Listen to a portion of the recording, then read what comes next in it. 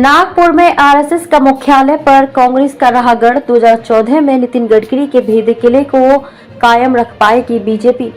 राष्ट्रीय स्वयंसेवक संघ के मुख्यालय के अलावा महाराष्ट्र का नागपुर संतरों के देश विदेश में अलग ही पहचान रखता है।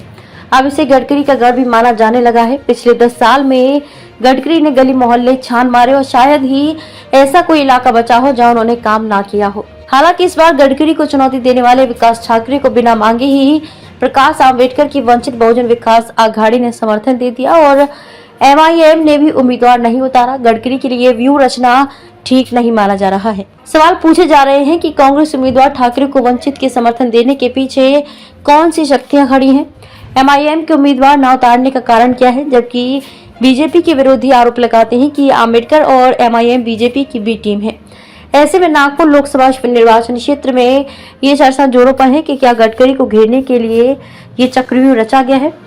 वंचित ने दिया कांग्रेस को समर्थन। आंबेडकर की वंचित ने यहां से उम्मीदवार नहीं उतारा और ओवैसी की पार्टी एमआईएम ने भी उम्मीदवार नहीं दिया है, जबकि कांग्रेस ने आंबेडकर से समर्थन नहीं मांगा था। महाराष्ट्र की राजनीति को करीब से जानने वाले कहते हैं कि किसके कहने पर वंचित ने कांग्रेस उम्मीदवार को समर्थन दिया है। एमएमआई के उम्मीदवार नहीं उतारने का कारण क्या है? इस पर शक दिल्ली की ओर जाता है। ये बात गडकरी को कचोट रही है तो कांग्रेस खेमा उत्साहित है। मायावती की रैली के मायने। बहुजन समाज पार्टी के नेता मायावती ने भी 11 अप्रैल को नागपुर में एक चुनावी सभा को संबोधित किया। कहने को तो मायावती ने बाबा साहेब अम्बेडकर की दीक्षा भूमि से लोकसभा चुनाव प्रचार की शुरुआत की, जबकि बसपा का नागपुर में कोई उम्मीदवार नहीं है। देश भर में हुए हाल के कुछ चुनाव में देखा गया है कि बीजेपी के पक्ष में थोक के भाव दलित वोट पड़े हैं। उत्तर प्रदेश के विधानसभा चुनाव में भी दलितों के एक बहुत बड़े वर्ग का झुकाव बीजेपी की तरफ देखा गया। नागपुर में 15 से 20% दलित वोटर हैं, जिनमें हिंदू और बौद्ध दोनों हैं।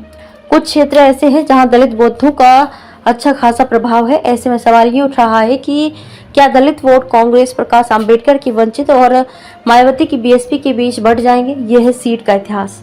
नागपुर में 1925 से राष्ट्रीय स्वयंसेवक संघ आरएसएस का मुख्यालय है। फिर भी 2014 तक यहां कांग्रेस का वर्चस्व रहा।